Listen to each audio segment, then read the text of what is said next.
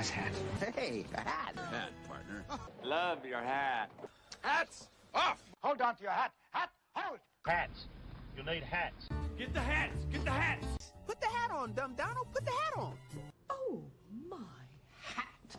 We are live.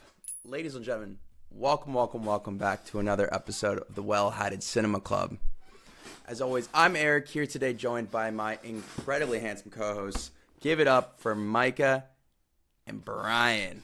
Wow, what is look up? At these guys, man. Look at these guys. How We're we coming doing? at you guys the week of Thanksgiving here, so happy holidays to everyone listening. I hope you guys have been enjoying your time with your families, whatever you might be this holiday season. And if you're, got some downtime, holiday season, maybe you're traveling or anything, give us a shout. Give us a listen on Spotify, Apple Podcasts, YouTube, Amazon Music, wherever you listen. Please go ahead, like and subscribe. We really appreciate it. We're up on socials as well, Instagram and TikTok. Brian's been hard at work getting some short form content out for you guys. So yep. I know we got some interactions with one of our Twilight TikToks. Got a little buzz from some of the Elon ladies. Had a lot to say. Yep. Still waiting for that reach out from our one non-mutual, whatever your name. I forget his name now. Fuck. That's our boy. That's our boy. But we're just going to hop right into it, go around the horn, talk about what we've been watching. Micah and Brian, we have a pseudo movie of the week. I didn't get out to watch it, but we can talk about Wicked as well. So, kick it over to you. So, I watched a few things. I finally got to Frankenstein, which I loved. I thought it was great. It makes me absolutely livid that I didn't get to see it in theaters. Like, Yes, sir. I feel like even to people who didn't love the movie, we can all agree how visually great it is and how much effort they put into the sets and everything. So it's kind of annoying that it does that. I will say I don't know why he was obsessed, because he doesn't do in his other movies with the wide angle. This movie, every shot they're doing the wide. I don't know, but I thought it was great. I really had a good time with that. What else did I watch? Obviously I watched Tenet again for the first time in a while. It's nice to circle back to that one because it's some of Nolan's best action. It's so great. But I was sitting there with a guide from Reddit in front of me watching it, and it's still pretty hard to keep track of. And I think it actually does make sense once you kind of get past, if you accept the whole inverted, whatever that inverted tech that they go. Yeah. If you accept that, it actually does make sense. But if Christopher Nolan needs a giant whiteboard just to break it down himself, I really can't blame general audiences for being a little bit confused. Yeah. Yeah. Because you got different people crossing, the whole thing where it's everything's already happened, right? You're always following a path, but then those paths overlap. Like I said, I was able to follow it with a guide. I could literally see where each character was on their timeline at any given time. It's a lot. You gotta accept the ride, man. Yeah, no, that's what I'm saying. They do have that line at the beginning where she's like, "Don't try to understand it, just feel it." And I'm like, "That's cheeky." They're like, "Shut up about it. I don't want to hear." Lock in, yeah. Then other than the ones that we both saw, I watched Disturbia, just because I was feeling a little Shia LaBeouf. I saw Eagle Eye was on Netflix, and I want to watch Disturbia, which is great. I used to love that movie in middle school. Michael, you look like you laugh. What did you remember that movie? I haven't heard someone talk about Eagle Eye in forever. Yeah, it's a crazy. I love those movies. I didn't realize it's the same director. I guess with a little Shia LaBeouf. I think his name's DJ Caruso. We're doing the same thing. You guys have seen the movie, right? Disturbia. Yeah. The whole thing is the Shia LaBeouf's character, his dad dies in a car accident. He was driving, but it wasn't his fault. You know what I mean? It's just traumatic. And then he ends up assaulting his teacher, gets put on house arrest, and he starts spying on his neighbors, and then that's where the plot kind of gets going. Good movie. However, I was baffled by why he got put on house arrest. The teacher that he punches is an absolute menace and probably deserved way worse. This kid watches dad die, right? He's in Spanish class, which they're at the last day of school doing an oral presentation. The kid, Shia LaBeouf, is barely paying attention because obviously he looks like he's been crying, this and that. This teacher decides to call him out, starts ribbing him for oh, you don't even know the material. Then goes, give me one good reason why I shouldn't fail you right now. Tears are flowing. He's about to say my dad died. And he goes, what would your father think? Papa. He goes, the teacher goes, what would your father think? And then Shia LaBeouf clocks him one time, and this dude tried to press him on felony charges. I'm like, that's crazy. I don't know. Yeah. That was nuts. But no, that was a pretty solid watch. But the movie I really want to talk about was I watched Ghost Rider Spirit of Vengeance because it was on Netflix. Have you seen it? No. That's the second. No. This is Micah, an excellent segue to about why I want to talk about it. Like, Ghost Rider, both of them, the original, they're shit. They're not good movies. But the second one, for some reason, people just go like, "Oh, who saw that movie?" It came out the same year as Green Lantern. They tuck it in this corner of forgettable. And now that I've seen it, nobody watched this movie because it was the most batshit insane movie I've ever seen in my life. Like, I don't think you guys understand. There's not a single movie on planet Earth quite like this. The first Ghost Rider, which is also dog shit, was directed by that dude who did like Elektra and Daredevil. Yeah. So they were like, we want to mix it up, and they hired the dudes who did Crank. Yeah. And this movie, nope. I don't think I can really describe this movie unless you watch it. It's like Four Loko and cocaine became a movie. It doesn't make any sense. I don't think the studio had any notes. They just let these dudes make their movie. You're not turning me off of this. No, you should watch it because it's like people go like, oh, like that movie. Like I'm not saying it's good. It's certainly bad, but people go like, oh, I forgot there was even a second Ghostbusters. I'm like, no, you didn't. You didn't see it because if you did, you certainly would be talking about it. Is like Nick Cage still in it? What's that? Is Nick Cage still Ghost Rider? Well, yeah, it's still Nick Cage, Idris Elba. But dude, don't worry about the story. They don't care about that. It's just a crazy ride. Like, I don't think the camera was ever still for a single shot. But the one thing I will stand on, it is better than the first one because at least this one's not boring. It's unique, and they changed the Ghost Rider design. And once you see the second one, you can't watch the first one because it looks fucking stupid. Yeah, soft spot in my heart for the first Ghost Rider. Always came on TV. Yeah, that's watch the second one. exactly. Watch the second one, and it's jarring how I don't think you can legally call that a sequel to this movie. Like, that's the thing. Like, when I watched it last night on a whim, people aren't seeming to grasp. Like, where I'm like, we need to watch this movie because I need to talk about it with someone because it's the most crazy shit I've ever seen in my life. Anyway, Micah, tie it in with the other ones we already saw because I've been yapping, but I want to talk about that Ghost Rider movie. All right, well, let's do Rental Family. You know, I watched that last night. Mm-hmm. Really enjoyed it, man. I thought, it's actually a really just a solid feel-good movie, you know? Yeah. Been doing a lot of feel-bad watches recently.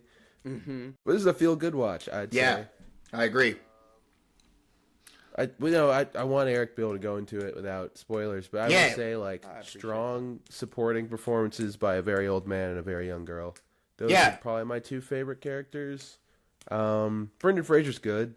You know, I was trying to think of if it wasn't Brendan Fraser, who would it be? It's funny you said that, Micah, because obviously we'll dial it back. That was me ranting about Ghostbuster. Now we dial it back because this was a softer movie, and it's funny you said. Well, yeah, much softer. I thought this one, when it hit sad, there was one in particular that really hit, but I think even if you're not someone who gets cries during movies, you can't tell me you didn't watch this movie and smiled.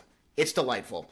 It's a feel-good movie. The full range. But it's funny you said about the Brendan Fraser thing because I think he has the same gentle, soft demeanor that this movie needed because there's an alternate reality where this movie is more comedic, led by a Ryan Reynolds or an Adam Sandler, and they try to make it more funny. You know what I mean? I could see a version of this movie that's a little more goofy. Does that make sense? I think Adam Sandler could do this. Maybe he's a bad example. Along the lines of a Bruce Willis, if he was still with us. Really? I think soft mode Bruce Willis could absolutely do this. Yeah. I can see that. He's done a whole bunch. I don't know. I was thinking Bruce Willis, maybe Tron Travolta if he wasn't bald and weird now. It's hard to I don't want to spoil it for Eric. So don't spoil it. No. I'm just saying. No, I'm not. I'm not gonna say. What I was gonna say. I was about to talk about. There was a scene in this movie that I laughed in a way that I don't know. There was something so uniquely. I don't know, just genuinely funny about it.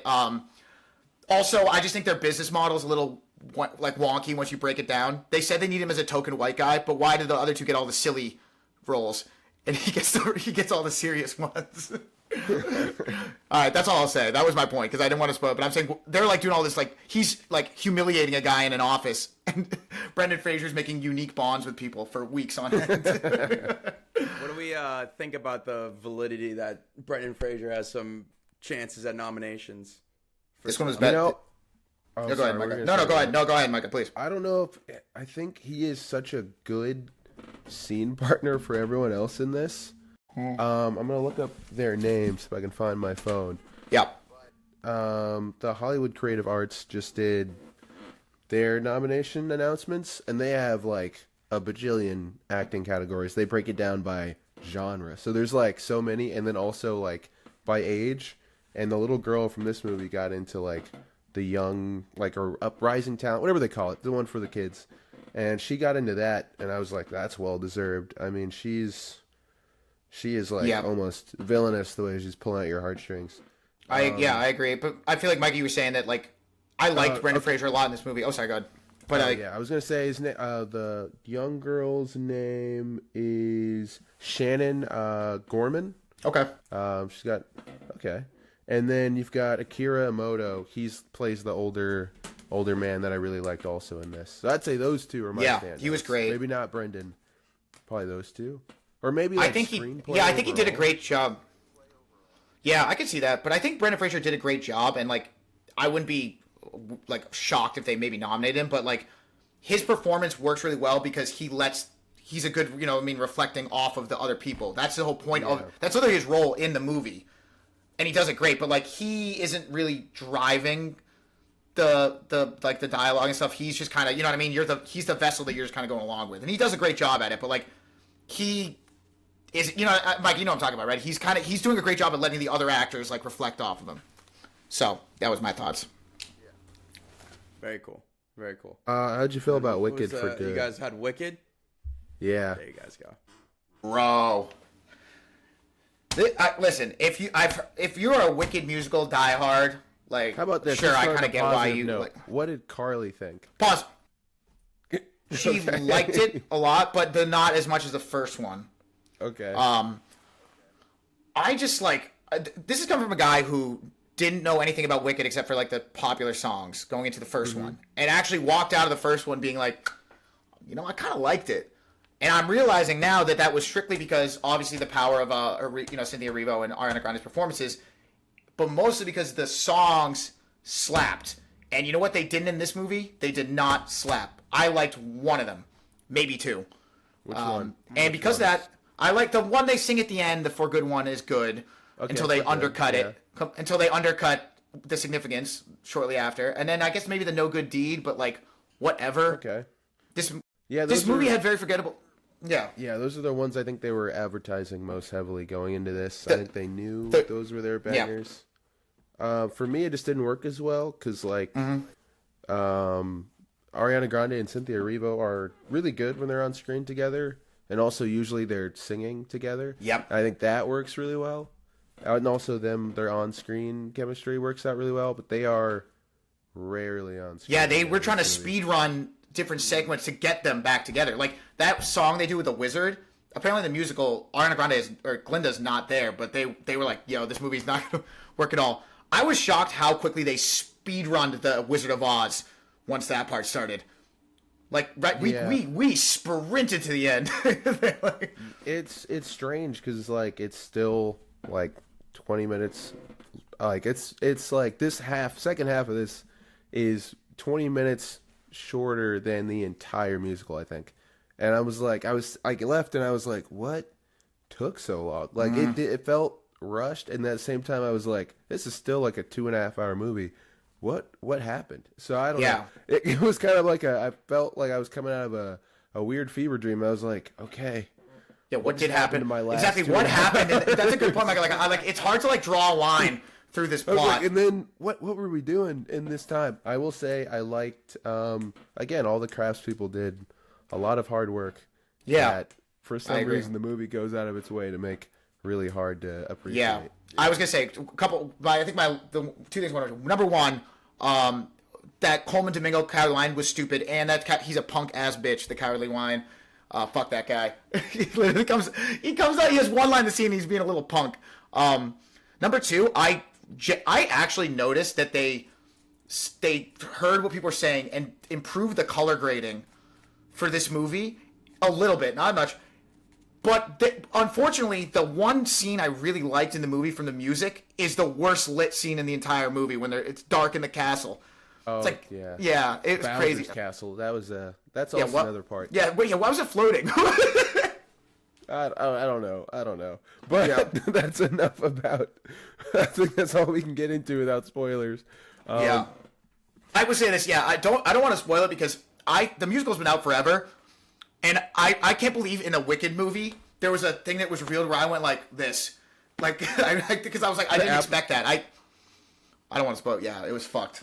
Anyway, fuck Wicked for good. Wicked 1's better. Damn, I'm excited to see it. I see it next Monday.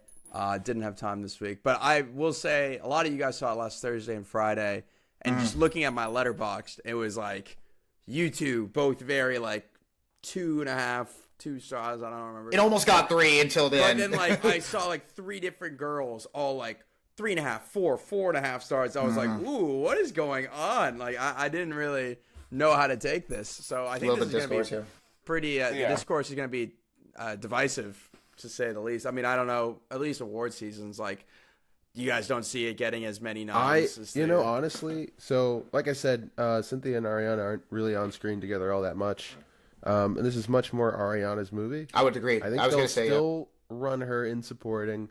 And I think deserves the nomination. I thought she was good. It's a lot more acting, a lot less singing. Like, again, the songs aren't as good. Or just not, they're not, like, popular, Defying Gravity. Yeah, or, I agree. You know, any of those songs. Like, they're not, like, there's honestly, is there any dancing in this? No, I don't think so. No, nobody fucking did. This is a very heavy. It's a very heavy movie. Not a happy movie. Not a happy movie. It's not happy at all. It's a witch hunt, literally.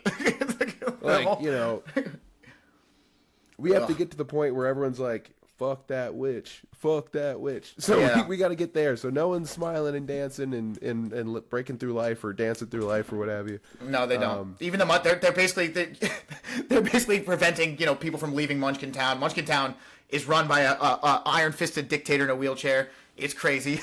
Yeah, see, there's so many references to the book that this is adapted from, but they never commit, so none of it makes sense. Like, they keep talking about clocks a lot. All of that is from the book.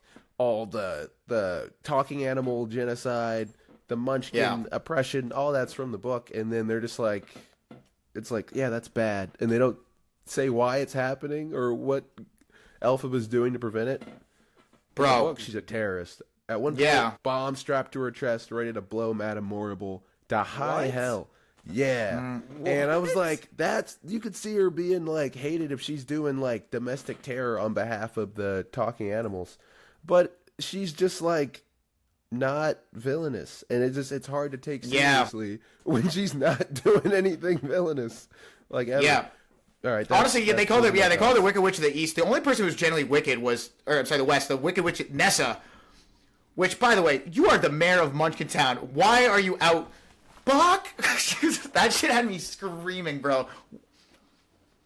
You can time out me on the thing. Fine. Rein it in. Cut that. Let me just say this. Why are you out by yourself in a storm looking for someone? You don't have a guard to do that?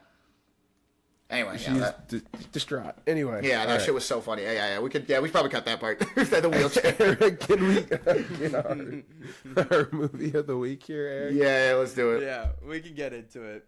Didn't really have time for any other movies this week other than my movie of the week, which was Haine. Where's my little roundup? Eric, nice medal, by the way. I wanted this to get some recognition. Oh, the bell in there is real? Oh, it's a bell? It's a bell. Obnoxious. Speaking of it, it's actually fucking pissing me off. So before I get into do it. I'm going to take this off. I didn't think the ringing would piss me off that much. It's not a very comfy medal to begin with, and now they added a bell component to it. Everyone's cat's going fucking nuts right now. When I was moving around, it was shaking my voice. It's loud, too. Yeah, you can hear it. You can really hear it. It's harsh. But yeah, Haine, 1999 film directed by Matthew Kasovitz. stars Vincent Castle, Hubert Hyundai, and Saeed Tagmaoui as three immigrant Parisians, all playing their own names. So Vincent, Vin, Hubert, Saeed, remember those names. They're all mutual friends of, what was his name? Abdel. Someone named Abdel. Saeed. Also, the kid who, yeah, I'm sorry. Yeah. So someone named Abdel, who's also an immigrant Parisian who, in some riots in Paris, gets injured. He's in critical condition right now in the hospital. Obviously, still under police arrest. So this is the aftermath of that riot, and it chronicles the day of these three friends as they go about their day, kind of discuss their thoughts on police brutality. They travel around Paris. There's some it's kind of hard because it's a very aimless movie in a way. Like, there isn't as much necessarily of a plot, but it's kind of just chronicling their day. Very stylized in black and white. Something that's been on my watch list since Mike, longtime viewer of the pod, recommended it to me. But really glad I got to watch this. A lot of thoughts on it. But I want to kick it over to you guys. What did you guys think? Brian, how about you, brother? Yeah, sure. I mean, it's obviously great. I think you notice with a lot of these movies, kind of, I wrote on my thing about kind of like City of God as a Brazilian film, where this movie's great for other reasons besides this, but especially, as Americans, right? It's nice to see a film where, I feel like at the time when this movie came out, there were probably a lot of Americans who were like, "Oh, Paris, so they'll do this," and they're kind of like, "No, you got to show the underbelly," which is something that people from outside the country wouldn't have seen. I think what makes this movie great is that it was reflective of whatever was going on. I'm assuming it in Paris at the time. They had a message they want to show. They kept it grounded. You know what I mean? And it was very I know it wasn't hand cam, but it almost felt like you were following these three dudes throughout their day. So it felt personal. I think it was great. I think the performances were good. I think there's a message there for everyone. I'm curious about why the choice to make it black and white. I assume that to make it harder to distinguish the race. Is it the race? I don't know. I don't really know, but I liked it. Yeah, I'm curious what you think. Oh, yeah. I was just gonna say before I get to Mike, I read something that because it was a smaller film, obviously, that it was cheaper to render it, I guess, black and white. But it also kind of added to the idea that they obviously didn't know how well received this movie would be, but kind of keeps it timeless, right? Obviously these are messages that are placed in time in Paris, but are police brutality is kind of something that is around. Yeah. I did read that the cops apparently protested this movie when it premiered at Cannes because they didn't like the way they're portrayed, which one, it's a mirror, first off. What the fuck are we talking about? Two, a pretty bold move to go to Cannes and be like, we're going to, apparently they turned around when the actors were coming in. And I'm like, did they really think they did something there? Because then the movie got a standing ovation, apparently. It did not work. Right. I think, yeah. Kasovitz won best director, or it won the best film at Cannes. So I think the funniest part is just that those cops who decided that there was nobody in the room being like, I feel like that's not gonna hit the way we think it's going to. Yeah. But Mike, I'm curious about your thoughts. Yeah, no, I liked it. Kind of reminded me of a French Do the Right Thing. Oh. Where if you wanted this in color, you could watch that from Spike Lee. I liked it. It's very like you said, very stylish.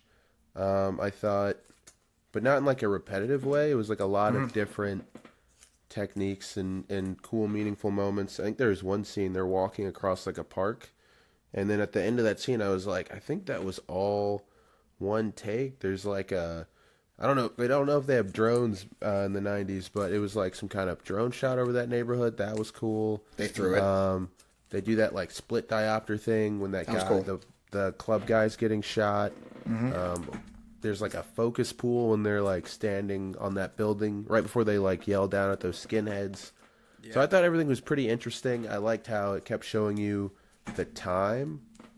I've seen people interpret the black and white as making it harder to distinguish day and night maybe because everything kind of flips. I don't know. I thought it was really cool. Just another kind of feel bad movie. Yeah, definitely not an uplifting one. No, definitely not an uplifting one. I mean, a lot of messaging in there, like with the characters themselves, but and other cinematography stuff, like I really liked. Yeah, like not repetitive at all. Very unique shots. I think there was the dolly zoom scene where they're on the bridge talking. Yep, that was really cool. I liked Vincent's even his kind of intro where they did the mirror scene where he's emulating. Like, yeah, it's like I think that's the most famous scene from the movie because yeah. They obviously filmed 2 other actors. What other stuff? Yeah, just a lot of long takes, a lot of looking into the camera. Yeah. So it felt very unique. I mean, this is a 90-minute movie that kind of just like it's short, but it flies.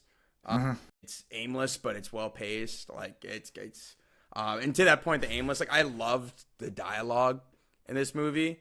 Like obviously there were points where it's trying to tell like a message, but like I loved between the 3 actors the chemistry and just like shitting on each other. It felt like genuine like 3 friends like kind of going about a day like just shitting on each other, talking about each other's sisters or moms, which not all that doesn't need to be the conversation or the backbone of every good 3 friend group, talking about each other's moms and sisters. But no, it felt really casual at times, and really just I don't know. I thought really one of the more striking scenes was when like it was when like there's a lot of stuff going on. They're often screaming and shouting over each other at any given moment. And then when they find out, spoiler alert, towards the end, that their mutual friend Abdel dies, it's a silent scene. Like, it's just, they see it on the news that none of them say anything. It's just, they're at a loss of words for the first time in the movie, which I love when that kind of, something like that kind of hits in a movie. It just, he just leaves you with that feeling of like, what have we been doing all day? And it kind of leads you into that final couple of scenes here talking about the end. I really didn't know where this movie was going. I kind of thought like, oh, the whole point is maybe there isn't any point. Like this is kind of a look at the view, like the time in between or after something crazy. Like, because this is kind of showing like the response to police riots you don't see, like a big event you don't see. And I thought that was kind of the whole point of the movie until the last 10 minutes. I think it's supposed to be a misdirect kind of in it, because I kind of thought of it as like they really like seem to be like making you think like and I'm gonna circle back to this because I have a thing I want to talk about later, but that like Vince, because of his like his trigger happy, want to kill a cop, that like it really feels like it's gonna the build up is getting to be that he's gonna do something stupid and get it, but the movie is ultimately against police brutality, and what ultimately gets him, unless I misinterpret that, it was because the cops that they've been claiming corrupt is actually were affiliated with those skinheads they beefed with, and that's what ultimately killed him. Is that what that was? Was he affiliated with them? That's it's hard. It's black and white. And everyone has shaved heads. It's hard to tell. Necessarily matters because we had seen those cops before, and they have like several run-ins. But he was in an unmarked car and not in uniform. You know what I mean? Like the whole thing is he kept like they met them on the rooftop. They're the undercover cops. Okay, well I guess like maybe take the skinhead part of it, but more like he's like they're basically being like, what are you doing? Like you're pulling on this and that, and then like what ends up getting him is a guy, and it was not a marked vehicle. It was like a cherry on the top of his like I mean they had lights, yeah. Yeah, but I'm just saying like this guy just pulled up on him. They weren't doing anything, right? Like they kind of make it seem like he was gonna get killed in a way that was like, why would you do? Hubert's always telling him like, what's your plan? Like, what are you doing? Why are you pointing at a cop in uniform like this? Mm-hmm. And then what ends up killing him is him just walking away, with his buddy, and then this dude with a fucking beanie pulls up and puts a gun to his head. Was it an accident that he pulled the trigger? I feel like that's fucking around and pulled it. Yeah, crazy. So that's how Vid goes out, right? And then you're seeing Hubert, who is against Vin the whole movie, like using the gun until the skinhead part, but like against violence and everything like that. Like we don't know what happens, right? We don't know who shot, but kind of leaves you with that feeling of like, I read one little review of it afterwards saying like it's sort of like a loop, right? Like you don't in both sides you don't see the actual event, but like you're just kind of looking at the like moments in between. And, well, it's the whole thing where they say it's about how you fall. It's not about how you fall, it's how you land. Yeah. Because like if presuming Hubert died or gets arrested from the cops, like it didn't matter that he was the more level-headed guy through this whole thing. It's how you land. Yeah, it doesn't matter that Vince was the hothead and then he chose to give up. He was not, and he wasn't being hot. He wasn't being hot-headed at the end. No, he was just, at the end, he had chosen like peace at the end. It seemed like, and then he still got shot by the police. So, lots of irony, you could say. It's just really unconventional storytelling, but it's still a very unique piece. Yeah, actually, my favorite scene. Oh, sorry, Mike. Go ahead. I was gonna say, I feel like there's a lot of like gunshot sounds, a lot of finger guns getting pointed all movie. And also, like, you see them getting, like, so many altercations that are, like, you know, to the point of shouting. Some of them get violent. And you're thinking, oh, is this when, like, shit's going to go down? And then it just keeps building and, like, faking you out almost. Like, they keep almost getting arrested, or they do get arrested, or they almost, you know, fight some people, or they do fight some people.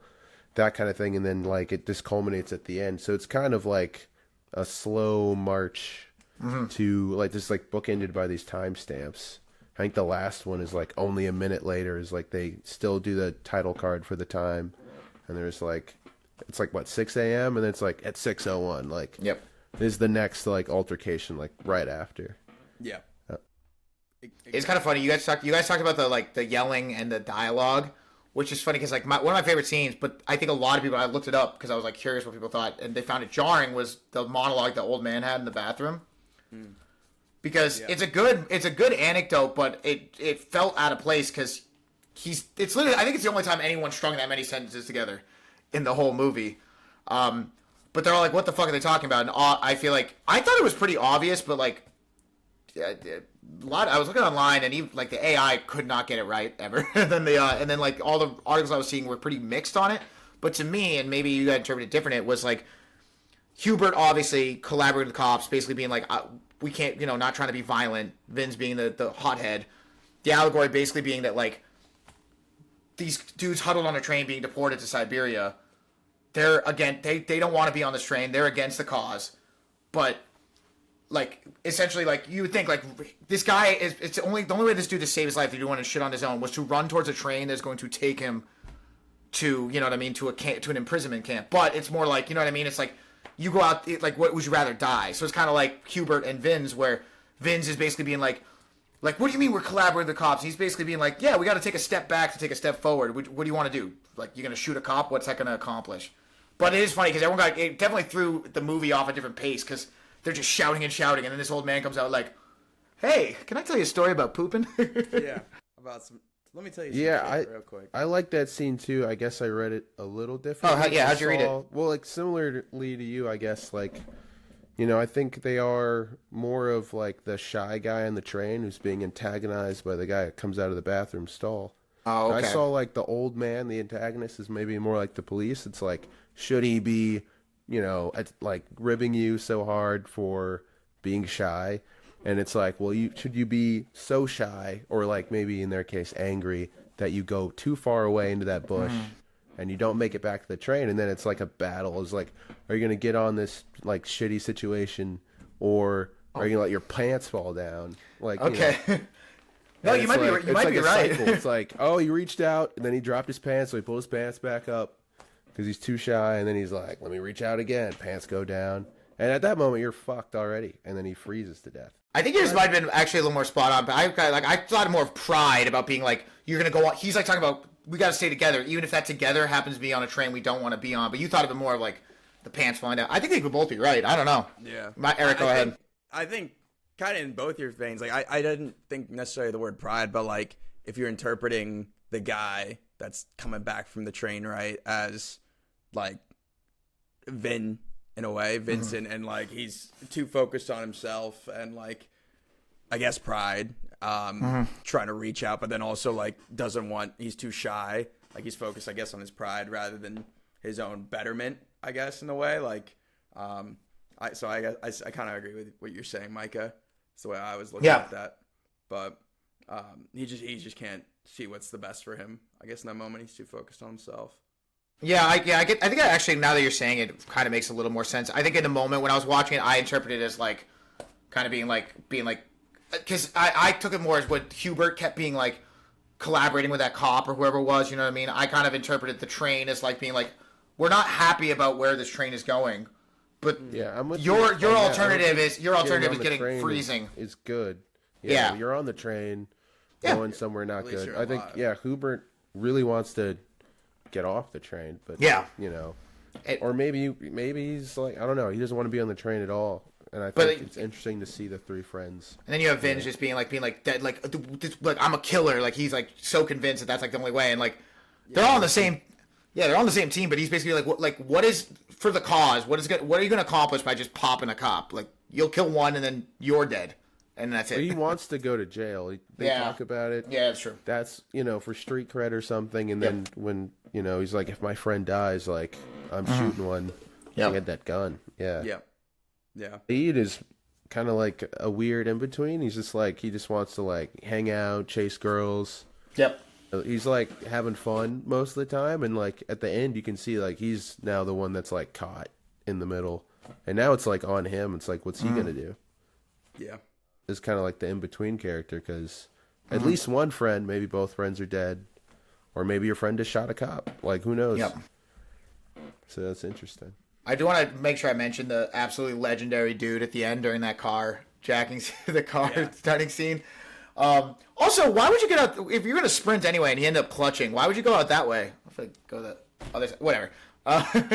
They went in the middle of the road, but that was so funny because I was wondering first it was like, oh shit, is he gonna fuck them over? Then it was funny. Then I'm like, yo, let him in and have him drive the car. Because remember he offered, and then he clutched up. Yeah. Again, I another wouldn't one say of those they're the instances. smartest. No one could drive the car. Yeah. Once they had that realization, it was great. Paris. It was great. I wish It I was had to great drive. dialogue. Doing that scene right after the art gallery scene where they failed to pick up those chicks, and Vin comes Tough in. watch. He's scaring the girls, my friend. Vince, the riz of doom and despair. Yeah, comes up immediately, makes things super aggressive. I will say I did cook. I did have a moment of ignorance, like American stupidity, where when they first were all like, I forgot this is 90s Europe, and they were all like, none of us can drive, and I'm like, how is that possible? And then I was like, oh, yeah, right, it's a man, yeah, and then it clicked immediately. But there was a brief moment where I was like, okay, what do you live under a rock? What? And then I realized, but because I can honestly say, I can't say with certainty that I would have been able to get that car down the road. At least, certainly not fast enough to get away from the cop. No, they would have to hit a U-turn too. That stuff. Well, in their defense, the one guy that could drive, I would be in the same situation. He's like, well, I drove an automatic, not a stick. And, he's looking at it like, yeah, that's a manual. So it's a little different than my other car. Just all the way down the road. Yeah, literally, the cop would be like, what the? You'd probably get pulled over for a different reason, even if he thought it was your car. It'd be like, hey, you're leaving parts of the engine scattered behind you on the road. And be like, my bad, man. Also, I love how the guy went, hey, just FYI, there's a cop down the road. And didn't tell how close he was. So they didn't actually decide whether they should be just let's pretend you're asking us for direction. I don't know, something. They said immediately, they're like, okay, let's bail. And then they come out the door, the side of the cop, and he's maybe 10 feet away. Yeah. I think in that part of town they ended up getting stuck in they were getting treated totally different, and then they started it's a difference the cops were there from are already on 10 I don't care if you're just grilling on the roof with your boys disperse. Kind of like that art director who before the conversation they were just admiring the artwork and he just did a flyby just stare. literally grilling these dudes. He was like, you're the art. And I was like, what? The way you're standing on the wall in the corner, man, you're the art. Mm-hmm. No, this is definitely the one. I'm glad it's off my watch list now. It's definitely heavy. But I appreciate you guys watching it, and moving forward, I think it's Micah's movie of the week, right? What do you got for us, Micah? Let's about to be Thanksgiving, about to be with your family, but you really should be in the theater. So we're gonna go watch this. Hamnet. Let's watch. Yes, let's Good. go. I'm actually glad you said that because I was like, I know he's gonna pick one of these, a couple different movies. And I'm like, I hope he picks him. I'm so glad you picked Hamnet. I was gonna go watch it anyway. I need to read the book. I got it, so. Oh, you did? Okay. You gonna read it before the next one? I haven't had time, man. But I mean, I'm excited. my pace. I still got like 50 pages left from The Perfect Storm, so I gotta finish that. Yeah. And then also, movie of the week. I do want to say before we move on to like the news is that like I am so hyped, not piped, to see Train Dreams in theaters tomorrow. Wow. I'm glad I paused it. I'm glad I stopped it. I was like, certainly it must be showing somewhere. Although I'm afraid it's going to be like literally like a sheet and a projector kind of thing. We'll see. Yeah.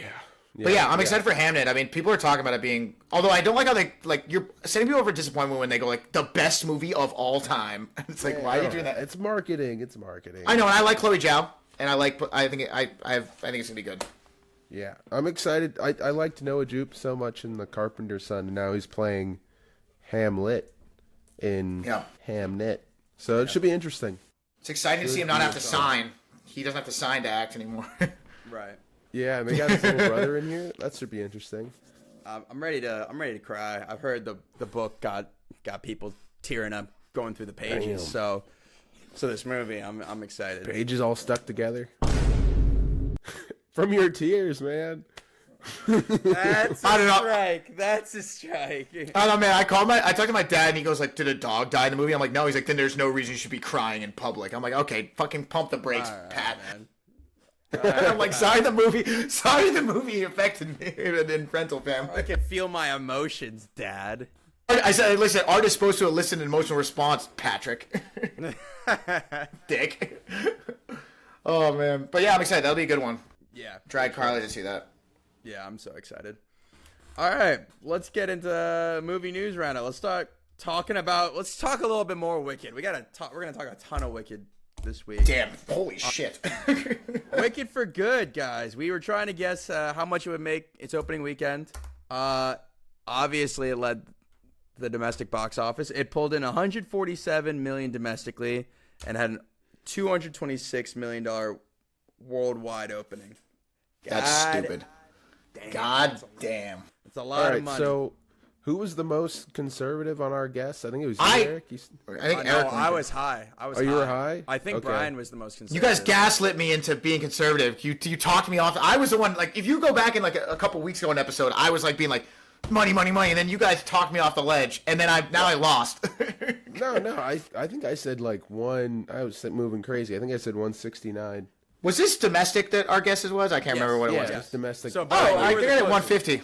Yeah, you gave it 150. So that was The fact that it made 226 worldwide though is insane. That's crazy. I mean, we're gonna get to something else later coming out this week. Still over 100 million less than Lilo and Stitch for some fucking reason. There's no accounting for taste. Like this, we all saw the trailer for the Moana movie. I'm gonna be shocked at how much money that makes. Money. But Mike, I did agree. I do Zootopia 2 numbers. Well, Eric sees. Oh, that'll be crazy. But yeah, I'm saying that. But I'm saying, Mike, I do agree that with Wicked 2, crazy opening weekend, and I think it'll still make a lot of money total. But this will be the peak. This is the peak. All the theater kids have gone to see it now, and there's going to be a very steady but kind of steep drop off in viewership. Not to say it's not going to make money. We're gonna get to that. I mean, I can get to it right now. Oh yeah, no, sorry, I didn't want to jump the gun. No, but like they're looking to add. So this upcoming weekend, they considered it's a weird weekend, right? Thanksgiving, because a lot of movies come out tomorrow. It's a 5-day weekend, Wednesday to Sunday. They're Wicked for Good's looking to add somewhere between 80 to 100 million this upcoming weekend. Last year, original Wicked made 112 its opening weekend, 3-day weekend, and then it made 118 over that following 5-day span. Free time on people's hands. They go on. It's projected to make less than that 118, but It's because Judy Hopps is in the house. She's not hopping around. To be fair, I will also. I mean, I'm thinking about last Thanksgiving when I went to my aunt's house on Thanksgiving. Most people hadn't seen it, and even Carly loved it, and I was even being like, "Yo, not gonna hold you guys. It was great."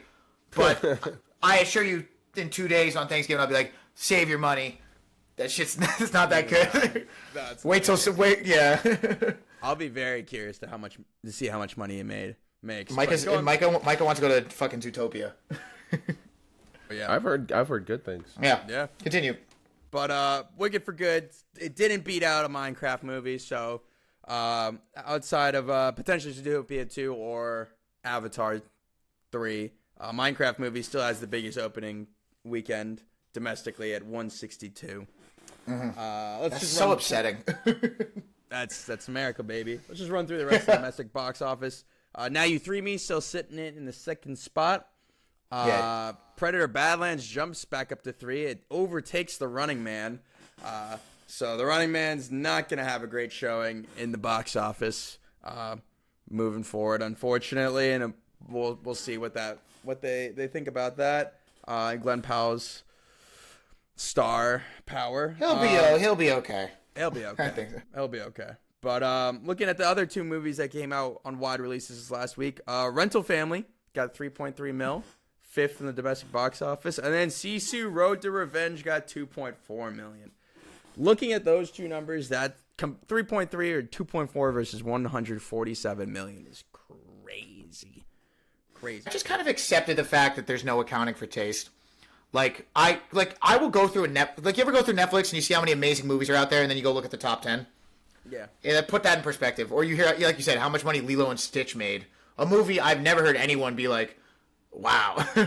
I will say Wicked has the PG-13 rating going for, or the PG rating actually. They do have PG. sex. Well, they are. Eric, see it, and then we can talk about it. Oh my god, yeah. You could have factor that in. Anyway, yeah. Sorry. All right, sorry. It's a threesome. Them 2 in that fuck-ass cardigan. I've seen the sex cardigan. I've seen it on Twitter. Also, I mean, clearly good actors, the both of them. I have never looked at 2 people that don't want to kiss each other more. Yeah. You can really tell they're both rainbowing it up, and they're just also, she's been living in the woods in that same robe from the first movie. Also, are you mean to tell me she's been walking around with the witch Lorraine underneath the whole time? That's what I'm saying, yeah. With the crazy, and they were like, I do. Sorry, I don't want to talk about Wicked anymore, but it's funny how she said that she does go at one point being like, oh, you're just mad because you couldn't believe you choose me. I'm like, no, they were engaged like a day ago. I'm excited to see the sex cardigan, guys. I'll be sex watching cardigan it on Monday. Another dimly lit scene, another dim ass scene. I did see this in IMAX. You could see, and sometimes you're like, oh, I wish I couldn't. But better sex scene in the movie. There's a scene where they, for some reason, interlock the ends of their witch brooms. Yeah. They do a full-on close-up. They're like, clink. They had my man sit on both brooms, and they float through the rainbows. And I was like, what better sex scene than her and Fiero. Yeah, let's move on. But I will say this. They had my man Jonathan Bailey in some intense eyeliner.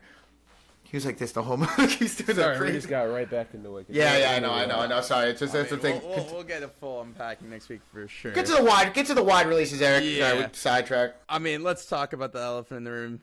Zootopia 2 is aiming. Is that a joke in the first movie? I don't remember. Oh, for sure.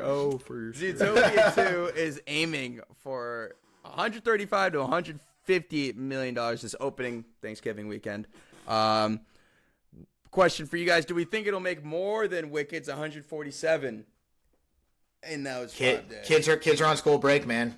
Got to factor that money in, baby. Kids are on school break. 5 days. There hasn't been a widespread animated kid movie. And the early reviews seem kind of they seem kind of positive reviews, right? So that draws it in. Parents, yeah. Michael. Yeah, I think so. I think even if that's this is way on the margins, but if let's say there's a family and dad's like, I don't want to go see Wicked, dad will probably go see. He'll go see Zootopia. I agree. I've got that logic tracks. And the fact is that we are we have time off work. Maybe I'll go see a movie. These parents have their kids home and they're like, shit, we got days to fill. It's not nice out anymore.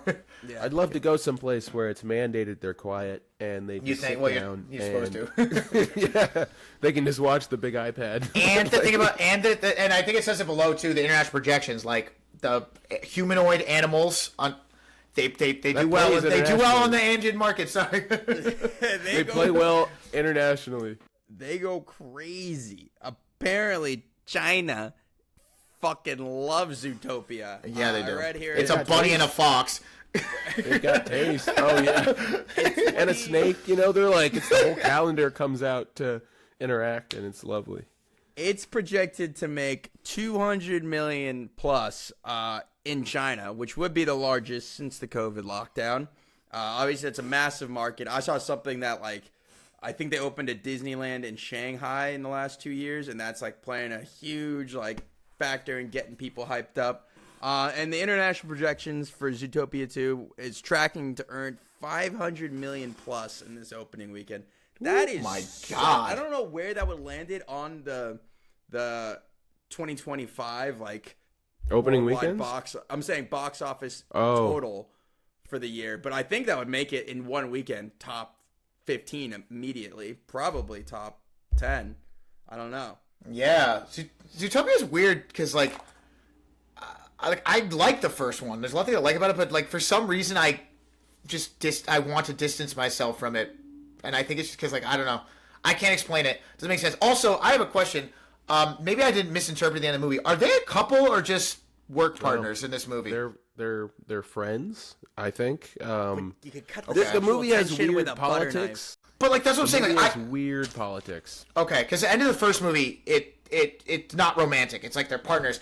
But the way they do the trailers in the second one, it's maybe. Also, I was really worried when they showed the snake, because I hate the character design. I was this reeks of an Aquafina voice character. And it ended up being Kihue Kawano, which was okay, fine, because I was nervous. Yeah. I was nervous. That's exciting. So, yeah, 500 mil.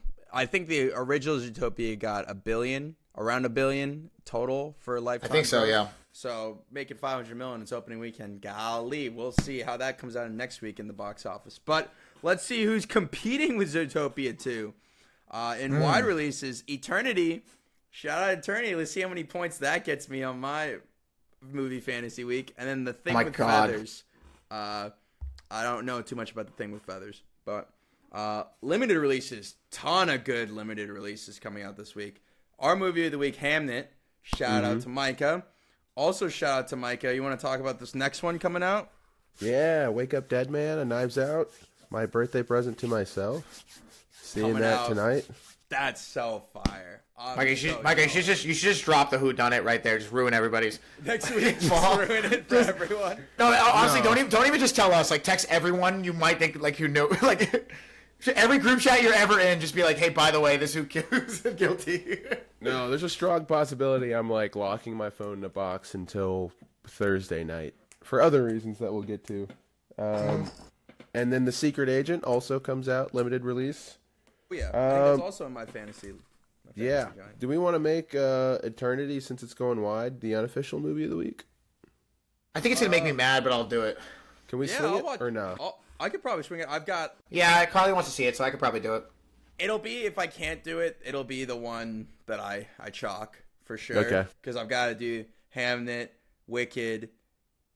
Okay, and Eternity, I guess. So. I want the record to show I haven't seen the movie, and so maybe this isn't the case. And I do not, just on paper, this premise isn't romantic to me at all. That dude's a fucking loser. Are you 65? If your wife even if no, the guy who you hear they dated for a year or two, and then he died, and then she was married for 65 years. If my wife at 65 years when we got to Afterlife was I don't know, buddy, just go without her. I think they were married. 65 years of marriage and 2 kids later, and you're who do I want to spend eternity with? Me. What are you talking about? Well, Sorry, that's the point of this. No, I leave her. I did see a clip that actually really And do made me what? laugh. With who? Anyone else? There's got to be other single people in the afterlife. I don't know. That's what. Spend your afterlife trying to date? That sounds like hell. You don't. Sounds I like think you got sent to hell. He's handsome, and so his little heroic romantic World War II antics mask that it's real incel loser ass behavior. He never had laid before, and so he basically bided his time. Sorry. Well, that's the point of the clip I was gonna say was just you're doing the World War II thing where there's a scene where Miles Teller and him arguing. And he's like, I'm sick of this guy, and he's like, you went off and died. He's like, yeah, in Korea to save our country. He's like, all right, it was Korea. He's like, that's yeah, hilarious. Korea? That's hilarious. Yeah, he was like, it's the Korean War. I thought it was World War II. Is it Korea? No, it's Korea. Oh, then this is even stupider. And then fucking everyone else is like, ooh, and Miles was like, what? Like, he's like, but if it was, Like, I'm just sorry, like that. Like, you want to? I know they were married or whatever, but after 65 years and 2 kids, I would basically be like, imagine like you were like you got to like the afterlife, and like someone you dated, then like you can go back with this person you dated in like college or high school, and and imagine your wife to go along with being like, I don't know, maybe. I mean, like, look at him, he looks great, and he waited. Looks great. Imagine he was busted. Also, yeah, I'm just saying, like, Miles Teller, you deserve better, because honestly, like, it's kind of fucked up if she chooses him. But yeah, that was my point. Yeah. So we'll see, and we'll talk about it. Let's get on to our movie news.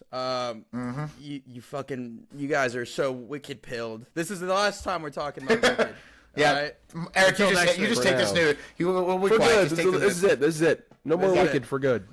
Except that there is more Wicked. Universal is ready to expand the Wicked universe. Woo! Following the record-breaking opening weekend for Wicked for Good, Universal Pictures marketing chief says plans are already underway for sequels projects in the Wicked cinematic universe. Not necessarily related to Glinda and Elphaba, but it's going to be Oz related. So. Can you call it a Wicked? Can you call it the Wicked universe? There is no other character even remotely compelling enough to make anything out of unless you invent one. This was already this is already stretching. It's the Oz universe. First off, this is already an expansion. No, the Wicked is a full book series. Fair enough. Okay. Good. I think, but like I'm saying, that was already books. Like there's. But they're already stretching the lore of an existing property, and now we're gonna stretch it again. Well, they're completely off book because Elphaba straight up fucking dies in the book, like just like in the other book. So in both, like the OG Wizard of Oz and in these weird Wicked books, like she is dead. She melted. I was kind of hoping they would explain how they got back to. Yeah, I'm not gonna talk about it anymore. Never mind. Sorry. I did what we said we wouldn't do. Continue. So she doesn't die, guys? Fucking asshole. I'm fucking around. So yeah, more Wicked, guys. More Wicked all the time, right? Brian, talk about this next point. I know this got you probably a little gassed up. Well, I did. I thought we talked not that long ago. It was in production hell for a while. Because I was so excited when they announced it. But Flanagan is again. I guess the Exorcist Flanagan projects are back online. Mm-hmm. Barjo is teamed up with the new Exorcist, and I can clearly see why. So I know they initially stalled because he was told he had full creative freedom, and that ended up not being true. And the fact that now this new Exorcist movie is not a sequel to Exorcist Believer, which is on my list of one of the worst movies I've ever seen of all time. I don't say that very often. So it's a radical new take on the franchise, which I think is awesome. Like, why would you bring Mike Flanagan to make a sequel to a shitty-ass movie? So they must have still folded. In Netflix jail? Do we have a platform or distributor? I think it's Universal owns it. So Universal paid a ton of money. Or no, what was it? Someone owes Universal. Maybe it was, I forget who it was. Someone owed money for like a lot of money for an Exorcist trilogy. Like that needed to get made, and then Believer flopped so hard that they were like, "Oh fuck!" So like this is getting made and it's going to theaters. A lot of money has been sunk into it. So they thought, well, we'll bring in Flanagan because he can do it. And then they were like trying to probably haggle with him, being like don't make the movie. And he's like, and he probably was like, listen, you're the ones in the hole. Do you want me to make this movie or not? You got to give me the freedom. They did. This will be in theaters. I believe it's Universal. I can't remember if it's Blum. Someone paid Universal or Universal paid someone, and I can't remember who it was. Well, this is definitely like the biggest name Flanagan's worked with, and I mean, I think it's exciting. He's doing a lot of television, so it's fun. This is huge for him in terms of just the marketability of this Exorcist movie. I mean, it's fucking ScarJo. And I honestly, I wrote this box office. Yeah, I wrote this down here because I can't really think about any like ScarJo horror movies. I haven't seen these other two. She's been in a 2002 comedy horror called Eight-Legged Freaks. I used to love that movie. I used to love that movie. And then sci-fi horror film Under the Skin. Yeah, I didn't see that one. She's eating people. She's eating people? She's an alien. Okay. She'd be taking men. Doesn't sound that bad. So I guess hey, good for her. I mean, she's obviously in talks to do the Jurassic World that's already happening. Sequel, and then she builds this. So very cool. Very, very cool. All right. Universal shelled out $400 million to the rights for The Exorcist. For the rights to Exorcist fucking films. So they paid to like get the rights to make these movies. So they're like, yeah, we're fuck. These things have to happen. They couldn't just bail after Believer flopped. They're like, I'm gonna stake out by the Exorcist steps until I can meet Scarlett Johansson. That's not a bad play. Yeah. Mike, you want to talk about this next one? Because I feel like this involves one of your boys for sure. Yeah, sure. Netflix, and as part of their bid, is promising to include theatrical releases for the Warner Brother properties that they would purchase, saying that they would still release them in theaters, which I think, and more importantly, James Cameron thinks, comes with a little bit of an asterisk. Like we're talking about right now, Brian and I both are having to go very far out of our way to find these early Netflix releases in any theater. I'm going to a specialty theater / museum to go see Knives Out. And Brian, I don't even know where the hell you're going. It's a theater. It's a theater in Cambridge, and it's Landmark Theaters. And I believe that whatever this one is, it's like it has like a few locations, but they have only a couple showings a day. It's a pretty independent theater, and I'm sorry, I had never even heard of Train Dreams until it dropped on streaming a full 2 weeks after its limited release started in theaters. And that's where no trailers Cameron's or anything. Beef starts is that he's saying it's bait because they love to do these little 2-week Oscar eligibility things for these movies like Train Dreams and Knives Out that both have aspirations. And he's saying that to be able to compete for awards, it's got to be a meaningful 2,000 plus wide release for a month, and that they're doing these little technicality releases like what they did for like K-pop Demon Hunters. They're like, oh, this is doing well, we'll put in theaters, try and win some awards, get some more eyes on it, get some more money. They already greened up the sequel, Knives Out. Last time I saw a Knives Out in theater, it was for like one night only, and I went. And was the Glass Onion one? It was Glass Onion. Yeah, there's an audience for these, and also like it's the way at least like a Train Dreams is meant to be seen. I just like don't understand the logic. Sorry, go ahead. Go ahead, Eric. No. I'm just saying, like, my thing is, like, I understand Netflix puts out a lot of content.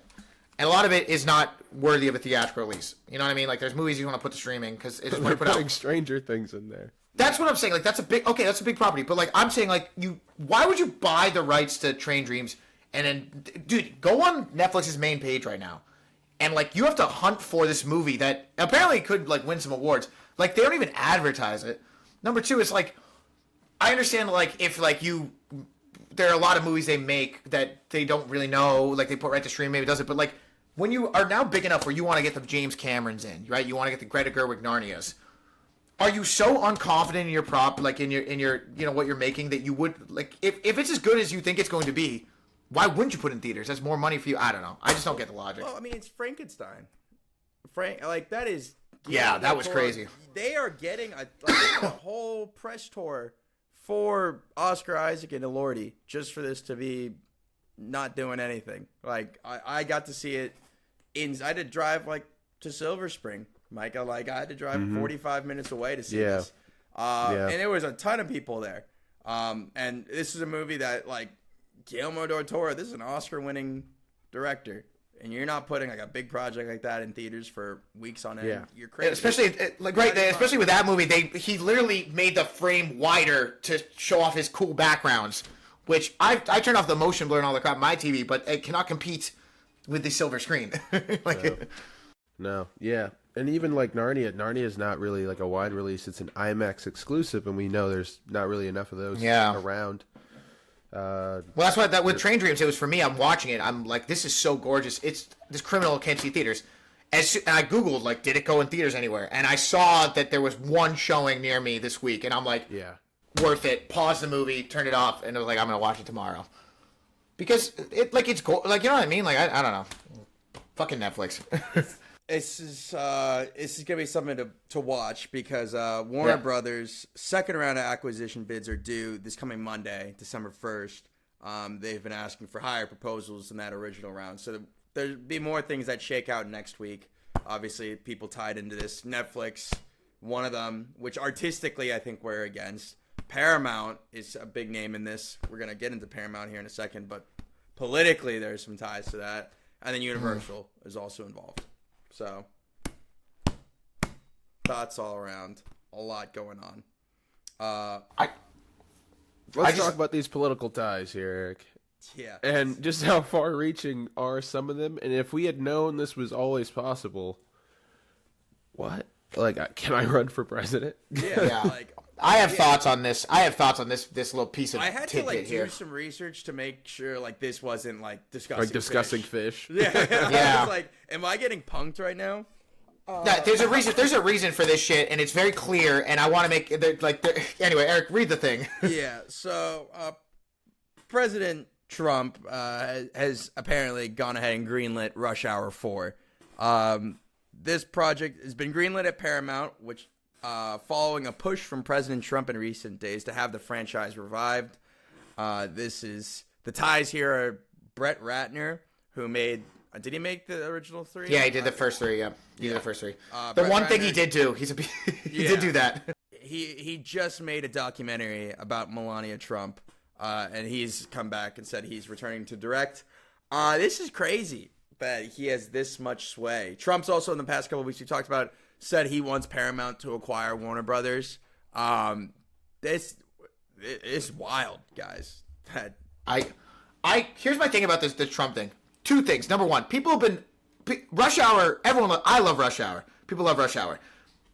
The clamor for sequels has always been that. So you can make an argument that in classic Trump fashion, he did not push it through. He just fucking piggybacked on it. Number 2, as someone who loves Rush Hour, I know what this is, and this is the kind of thing to be like, we're gonna, they're like kind of be like, yeah, we're gonna bring racism back to comedy because these dum-dums interpreted Rush Hour.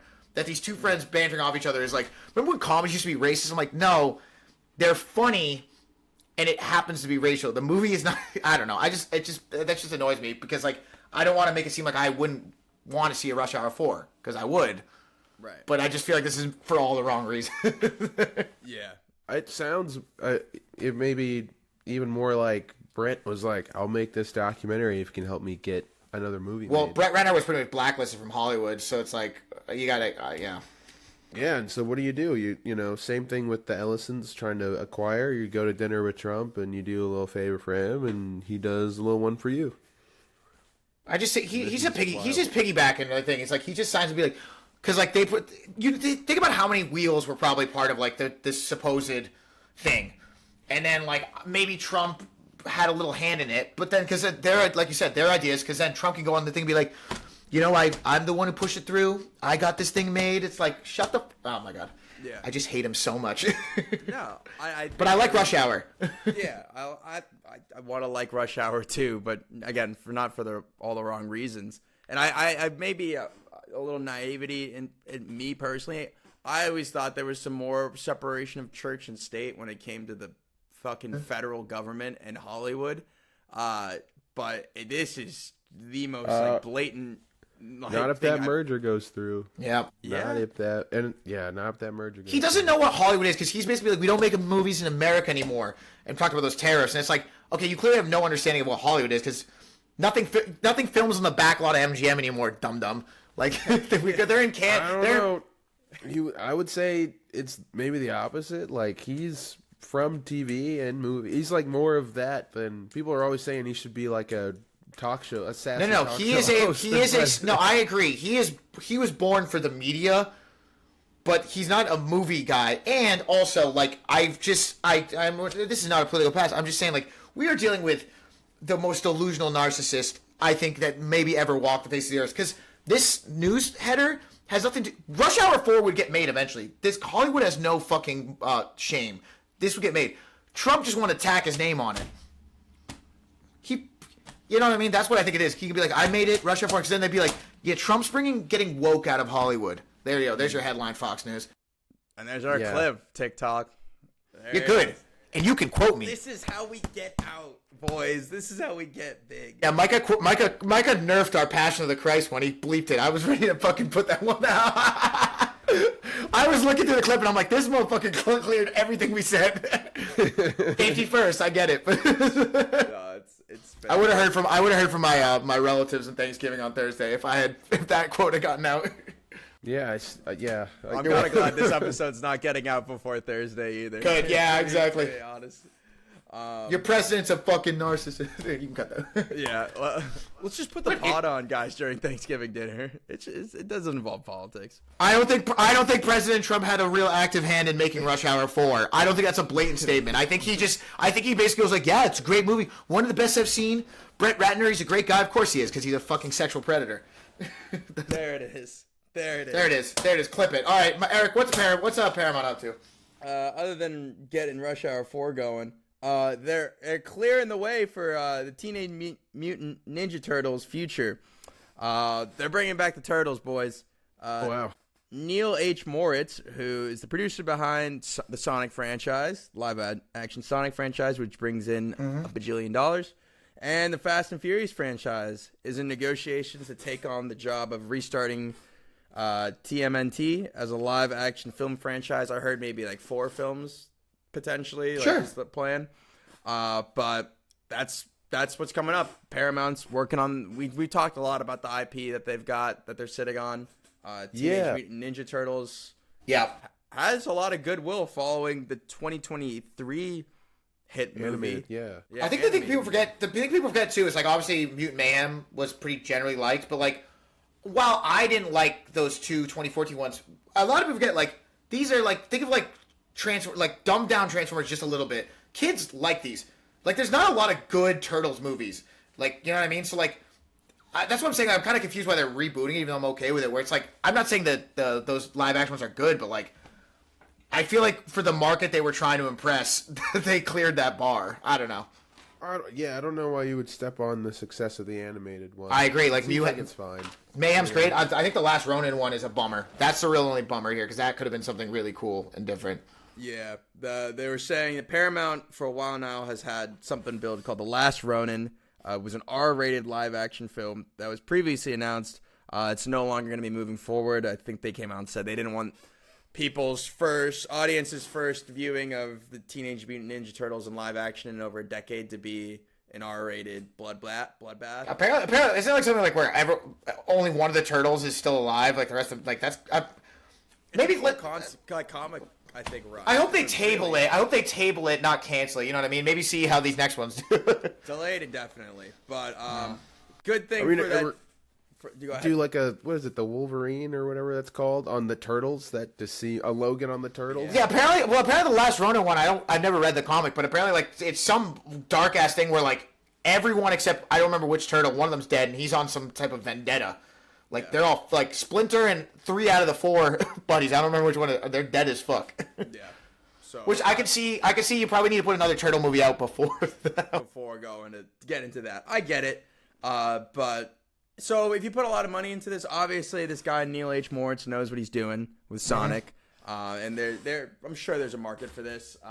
So have you guys seen Sonic? No. No, I haven't. Sorry. Finn Wolfhard. Well, excuse me for bantering. Stay on topic. Obviously, Mutant Mayhem. I can just feel you veering off. What's up? The problem is we've gone too efficient in our time, and now we're getting. It's like when you hear Grandpa being like, "War," and you're like. Yeah, we still got a game to play, so we got to. Yeah, you're right. All right. No. But obviously, Mutant Mayhem was well received. This announcement doesn't affect the sequel that's been announced, supposed to be released 2027. So excited for that. I don't know if they bring the same kids back because those kids probably hit puberty, but I know. I think they already recorded a lot of it because they put out a little teaser. Mm-hmm. Actually, they're transing the kids, which will be put to a stop if they sell Paramount to Trump. So. Speaking of puberty, Micah, you want to talk about our next bullet point? What does it do with puberty? It's just saying stranger things than Finn Wolfhard hit him. It tracks. Sure. Okay. Finn Wolfhard is landed a new comedy movie, Crashland, and will star alongside Gabriel LaBelle, last seen in The Fabelmans and Saturday Night Live, or Saturday Night. Following a small-town group of amateur stuntmen who antagonize their community and film crude jackass-style stunts. This sounds like right up my alley. I bought like a random... It was called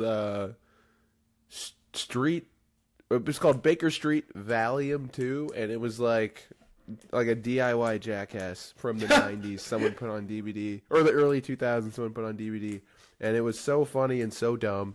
And I now just like hunt for stuff like that. I own a bunch of Jackass stuff. Yeah, a lot of people fun. I used to be a huge Wild Boys fan, which a lot of people who think they're fans of.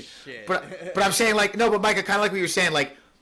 Talk to me nice, Brian. Talk to me nice. Yeah, hell yeah. I loved Wild. Me and Chris used to love Wild Boys because like people like Jackass, but a lot of people haven't seen those the MTV shows that those things started as. Because like there was the Jackass show, but like Pontius and Steve-O did Wild Boys, where they basically was like, we're gonna run degeneracy. They're like, we're gonna basically run into this tiger cage in our underwear and see what the fuck happens. Like, this is the biggest bird in South America. I'm gonna have it bite my nipple, and then you're just like, oh my god. They did a stunt in Wild Boys. They never did a thing where they basically put Pontius in a giant cat scratcher pole costume in a tiger cage, and he almost died.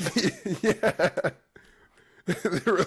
There was a day where Micah and Mike brought a couple guys over and we just watched Wild Boys. I fucking Kurt and this was like early era of Netflix when the streaming catalog was weird, and they for some reason had Wild Boys. And Kurt and I from MTV. They had Kurt and I were huge Wild Boys fans. Yeah, and they did every episode they used to.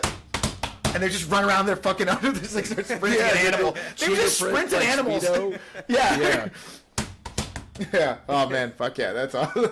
That's awesome. Excited. So that sounds cool. Bring back Wild Boys. Fun. That sounds cool and fun and of the times. All right. Speaking of running around in a Speedo, Brian. This excites me. Yeah, this is Brian shit. Brian's out here. Oh, you know I love Far Cry. Noah Hawley they're like this man. They found out he can do an anthology series. They're just like giving him a new property.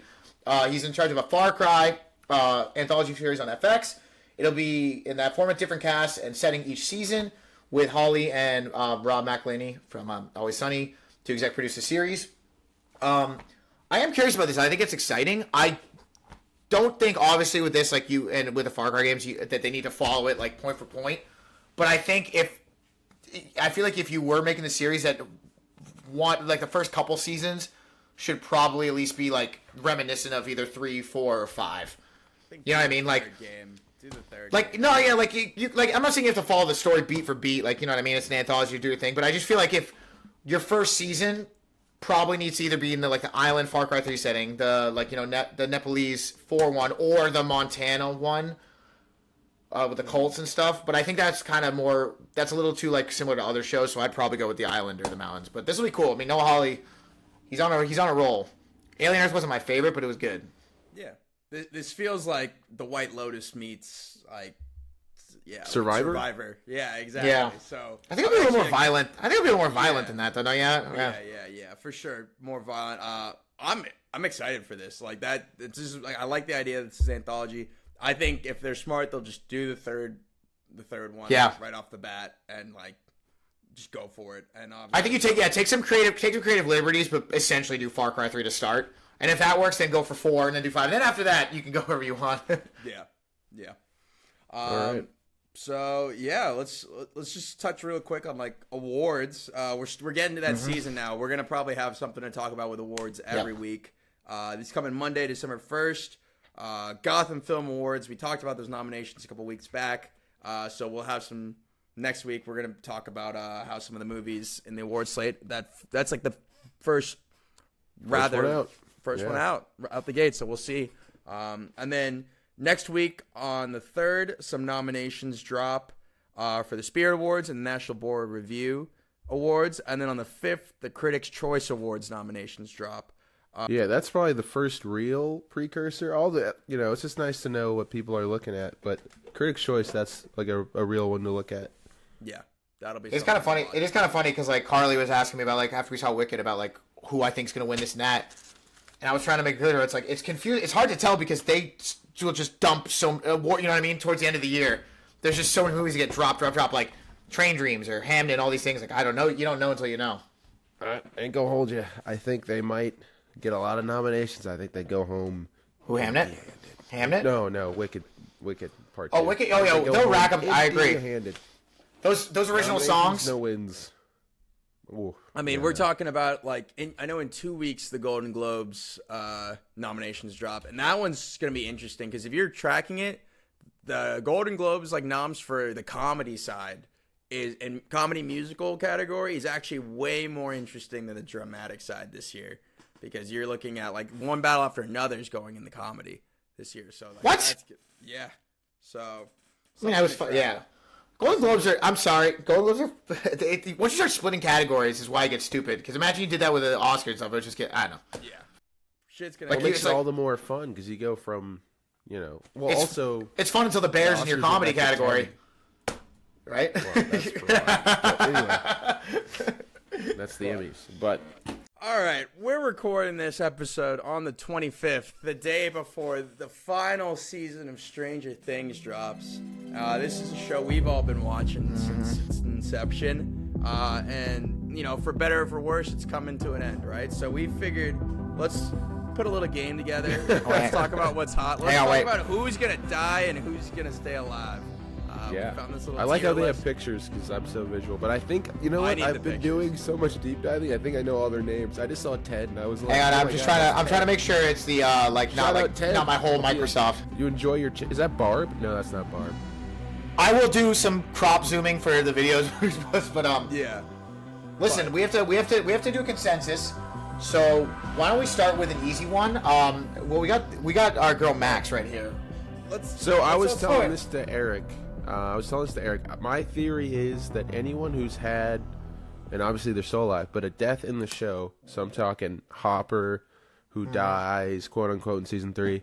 11, who dies at the end of season 1. Yeah. Mike, who dies mid season 1. Max, who dies in season Will. 4. Sorry, Will. Oh yeah, Will. I think they're not gonna kill them again. You're right. So you're saying someone like Hopper, Will, and who else? There was one other. 11? I principally disagree with Will, but I don't think Will could die. Will. I really don't think they're gonna kill Will. But let's also for people listening with this tier list, there are 5 categories. At the top is the safe and sound, so people we think are obviously gonna live. Then we have probably fine, 50-50, rather than concerned, and then bones. So who we think is gonna based off Micah's principle and who Brian brought up first, I do think Max is good. I think Max is safe and sound. I think she should be dead. It kind of undercuts the whole. I agree. She's they dead? do that a lot, though. They do that a lot. Okay. How about this? Let's start with like someone we think is actually that sure. goes against your whole principle you just said. No, I think she should be dead, but now that she's not, I don't think they're going to kill her. Let's start with something easy. Like I feel like these 3 right here. We got Mike, Dustin, and why am I blanking on his name? Lucas. I feel like you can make an argument for all 3 of them making it to the end of this show. So why don't we pick our favorite and put him in safe and sound? Which one do you think is it? I would say Dustin is a surefire make it to the end safe guy. And sound. I think Dustin, unless you disagree, I won't do it. Can we put him in probably fine?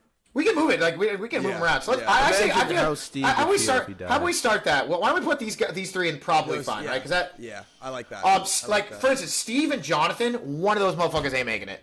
I'm rather concerned for both. Yeah. All right, let's put them both in 50-50. But rather concerned, you think? Concerned right now. Yeah, I'm I don't know if one or both is gonna die, but one of them is fucking dead. I will say, since they're in that love triangle with Nancy, I think that's a lazy way to resolve that. Yeah. That's true. That's why I think they might not die. I don't know. I know what you're doing, Brian. I don't know. I hope he's bones. If you're being introduced in season, you're cooked. Yeah. A lot of meat on those There are bones. exceptions to the rule, like Matt. There are some exceptions to the rule, but like Sadie's like a kid in the 5th season, chips. Like you know what I mean? Like there's no time to grow like some of the other introductions. So I think this kid is bones. Bones. We can move him too if we change. Honestly, anyone. I think we all hope Vecna's bones, right? Yeah, Vecna has got to be bones. I mean, he has to be bones. It'd be kind of crazy. Who the fuck is this guy? I think. I don't. Right, I think it's new. Maybe. Probably bones. Also, the lady top right. I was gonna say, what do you think of the back of this? She's bones. I think she's bones. Yeah. You are disposable. No. Hamilton character. What about the back of this lady's head? Vicky. I think that's supposed to be Vicky. Who the fuck is Vicky? I don't remember who Vicky is. We need to get somebody in safe and sound. I think Lucas's little sister, especially after the Max thing. What's her name? I can't remember her name. Yeah. I would be confident putting her in there. She was already part of the death scene with Max. I don't know. It's not Janet, right? What's her name? No, she did Lucas's younger sister put her up in safe and sound. Yeah, I'm putting her safe and sound. That'd be kind of cruel. That'd be kind of cruel to put him through it twice. Yeah. What do we think about Murray? My man Murray. I hope he's dead. I think he's Bones, dog. Bones. I think he's Bones too. I think he's Bones. I think this girl is probably a 50-50 because we don't know who the fuck she is. But let's not come back. That's Will. That's Mike's younger sister. Oh, well, that's my thing. I think one of the three. What's their last name? Wheelers are probably dead, but I don't know which one. I think Mom might be cooked. I think she's cooked too. Rather concerned. I think rather concerned. I don't think I can put her in Bones. Surely, I can see Joyce being. I think Nancy's probably fine. I think probably fine. I agree. I feel like Nancy. I feel like you said, Mike, about the love triangle. It's lazy, but I feel like one of the dudes dying has more impact because it's not like Joe and Jonathan are going to, or not Joe, and Steve and Jonathan are going to start sleeping together. Or maybe. Yeah. That'd be you said about twist. Joyce. I'm kind of concerned about Joyce. I don't know if I can put her in concern. I'd probably go 50-50. I could see them going one of two ways. Same with Will Byers, low-key, but I will not put it in there if we don't I agree with Will Byers at 50-50. I'm okay with both of them being 50-50. Because my hot take on the season is Will's cooked. We can review this after, too. But a group, thing. Yeah, no, we can come back. We just going to put him on the board, at least. I think Max is safe and sound. I agree. They're not going to... What do you get out of killing a chicken who's blind and in a coma? Do we even know she's in the season?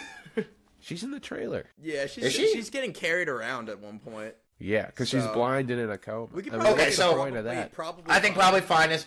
It's a little annoying, but I kind of agree. I guess if she's in the trailer confirmed in the season, you're right. Because what's the point of killing the coma chick?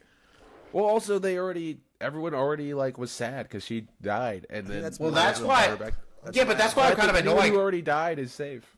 You died already. Yeah, that's good. I was gonna say kind of like Hopper. Should we go probably fine?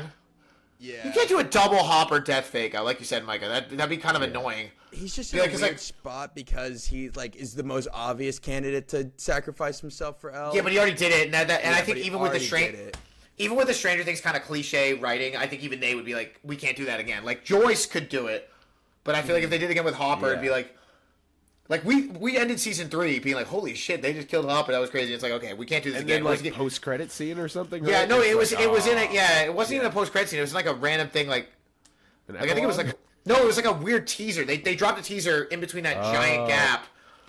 So it's kind of like, what is he gonna end up in a different remote prison? Yeah.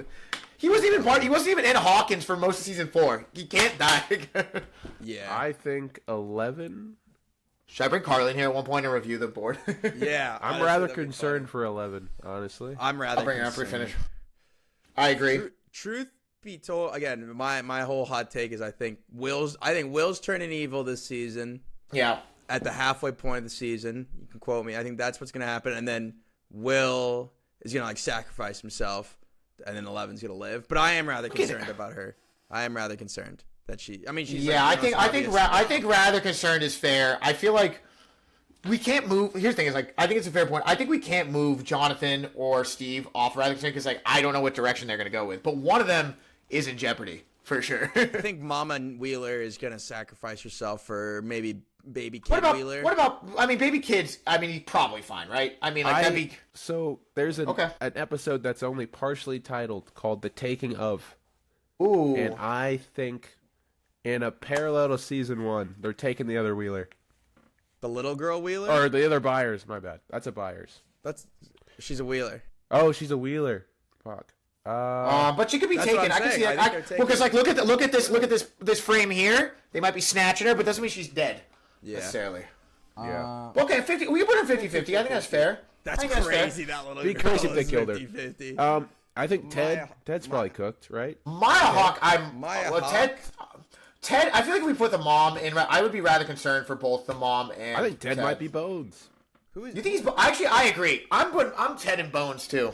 If the mom and the daughter are in danger, what is Ted up to? I just feel like they like Ted has been itching. He's been begging to be a sacker. He's gonna go out like a man. He voted for Reagan. I feel like Maya Hawke is a 50-50 ball. What's her name? Robin. I feel like I don't know. What do you guys think? We can review the list after because then we have a back of the head. She was originally I originally saw her going out early. Like I kind of I'm trying to get on my like beast. I think I'm smarter than everyone. Like I could see her sacrificing herself for like a Steve, and Steve makes it out. But I think she's 50-50. I think she's 50. I think 50-50 is fair. Yeah. We should have made another category being like, I don't know who these people are, so I'm gonna go Bones. I think this dude is Bones. You are generic henchman number 5. You need to change the order. That's the Robin love interest. I think that's the. She is? I think No, she's so. a lesbian. Yeah, that's But why it's she's her an love agent. interest. Robin's love. No, interest. Not that guy. The girl in the bottom. No, that's no. Not Wait, the okay. guy. Not the guy. Oh. The girl. This one. Yeah. I don't know. That's a nurse. It looks like. Oh wait. Oh, it is. No, they're candy Robin's love it. stripers. They're candy Oh, you're stripers. right. It is the girl she met last one. Okay, she's Yeah, probably fine Vicky. then, right? She's probably fine. She just got here though. I don't know why they clipped the photo that way. That's confusing. Yeah, that's they've messed up. All right. What? Any developments? Anyone in probably fine we feel comfortable moving up or down is the question. I feel like you could make an argument for Lucas, Mike, or I really Yeah, think but it's it's hard to Max. see- He's Max and Hopper. I really think is. You think they're safe and sound? Twice. They're not going to. That's a good point. I was gonna say like either if Max is already confirmed. I will say this: if Max is already confirmed in season 5, then yes. And Hopper, right? Like that would be a stupid, like, kind of a dumb fake out again. So I think you're right. I think we can do that. I kind of want to move like I could see Lucas doing a sacrifice play for Max. I can see that one. I think Or I his think sister. Mike I'd remove him down to 50-50 low key. Lucas. Yeah, Lucas. Yeah, I can see that. I feel like one of these 3 or 2 of these 3 are for sure in safe and sound, but it's hard to say which ones. Yeah. I think Mike is probably safe and sound. He's got 2 people that I think would die before him. It's a good If point. he Like was in some 11 sort would of do it danger. for him. Luke, Will. Will. All right. His mom, like Oh yeah, his mom. I think they won't kill Dustin. I don't think they will. I would be comfortable putting Dustin safe and sound, but if you want to go probably fine, I agree. I think Low he's key, probably imagine the effect. a Everyone good thinks point. it's going to be Steve, but what if it's Dustin? I know, dude. That's what's. I think the Steve thing is just like it's so obvious. It could be he's a gonna fake die, out. but it's Like, not. imagine the guilt he feels over Eddie, and now Yeah. he's got Steve, and what if I he doesn't heard- want to lose someone again? So he just fucking is like, take me. I do love how I know they weren't talking about the characters, but the Duffers came on and were like, "Don't overthink season 5." I'm like, that's a promising sign from your creator. Don't overthink. Well, because he was talking more like, because they were talking about, it was more about like it was that Vecna at the beginning of season 1, like that, and he was basically like, there's a structure to this, but it's kind of funny to think like the amount of effort people are putting in about who's gonna die, and then being like, "Bruh, don't overthink it, dog. We didn't care that much." Don't overthink it.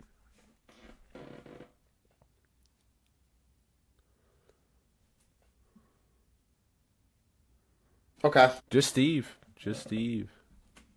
um, Eddie already did it, so Eddie already did it. do you do it again? I don't think. So would you put Joyce? Wait, so would we put this chick into probably fine then? I feel like she can move up. I put the kid up. I'd I put think the he's kid probably in up. a lot of danger, honestly. That's You think so? They recast her just so they could have someone with the acting chops to get torn to shreds. I think she's cooked. I think she's cooked in terms of like being a MacGuffin type. Like, you know, they gotta go get her, but like I don't think she's gonna die. The only person who lasted in the Upside Down was Will. He came back. That was on weird, purpose. and it took all season. That was on purpose that they did that. Yeah. I just feel like if we have all these people in fucking 50-50, I feel like we can. I don't know if I can say with certainty about her. Like, probably fine. I don't say it was when she's safe and sound. I Yeah, would okay. say He's probably fine. It'd be shocking for sure. I'd be more rather concerned about Joyce You think Joyce goes down? than I'd be the rather concerned too. I feel like character. with Will Byers seeming, I feel like Will being so, like being an issue with this, and she's been technically people forget with season 1 because it's a completely different show now. It was all about Joyce trying to find her son, so I can see that. I don't Like you watch season 1, it's jarring. Yeah, I don't see a world where Hopper gets everything he wants. Like he gets No. his daughter, can't get 11 and person Joyce. and his and Joyce. Yeah, that's kind of where I'm going with it. Where does that put Will, bro? Will's in hell. No, I think still think Will's cooked. I think but, Will is like, Bones. You want to go I Will think he Bones? gets a happy ending after being like the main victim. I don't know, man. He was barely in season 4, bro. They fucking hated his ass. Kill him. I think we were rather concerned. I think Bones is a bit strong, but I think I feel like Lucas and Dustin are more 50-50 than Will. You know what I mean? I feel like you can say that. I think Will's in more danger than those two. I think Rather Concerned is fair. I think Bones is a bit strong. Yeah. Okay. Do you think 11 is Rather Concerned? Or do you think 50-50? I don't know. I mean, she's gonna be on the front lines, like. She's been training pretty hard. Yeah, but blowing up pumpkins and other stuff. Oh yeah. I'm trying to think. I think our list is pretty solid so far. I feel like there's like ones like I feel like you could put Jonathan and Joe and Steve into 50-50, but like the reality is one of them is probably biting the dust. So I feel like you can do that. I feel like Murray. I like our list too. If Murray makes it to the end, I'm gonna be pissed off. I hope he does. Yeah. Yeah. This one is pretty much like yeah. I would say the Wheeler family, like you could make it. We put them in their Bones or probably one of them has to eat it. You think the whole Wheeler family's getting spawn wiped? That's crazy. Yeah. That's why I had to put the. That's why I put the kid up here because I think Nancy, Kid, and this will do, but they're gonna have one parent. They're gonna have one parent. Orphan?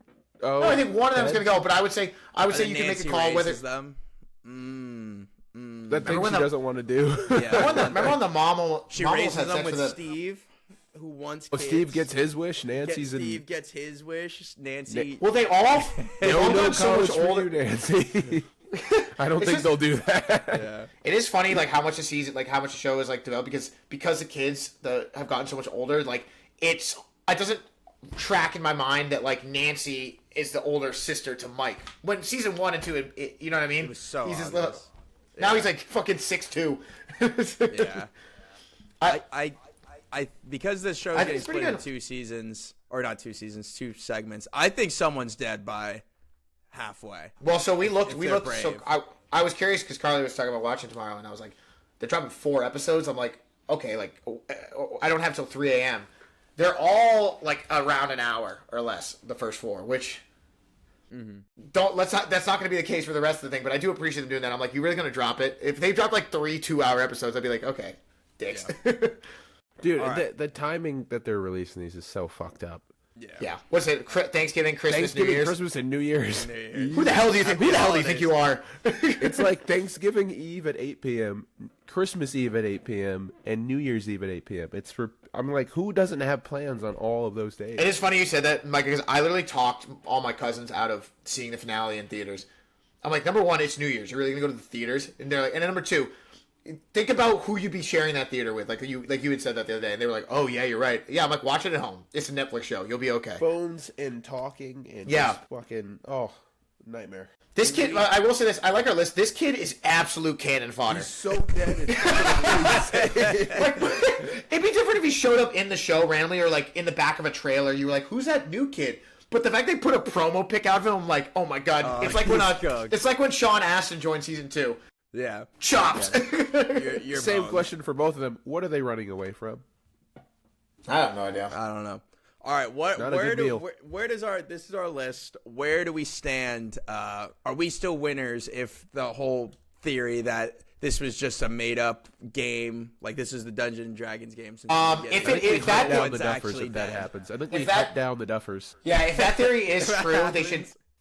I don't say this lightly because I don't think suicide is a joke. You should probably shoot yourself. That's crazy. Why would you do that to Puka? Which one? I don't know. One or the other. That's a Haine. I'd like to think there's at least enough young writers or people who understand things to be like, do you realize how upset people will be if you pull some bullshit like that?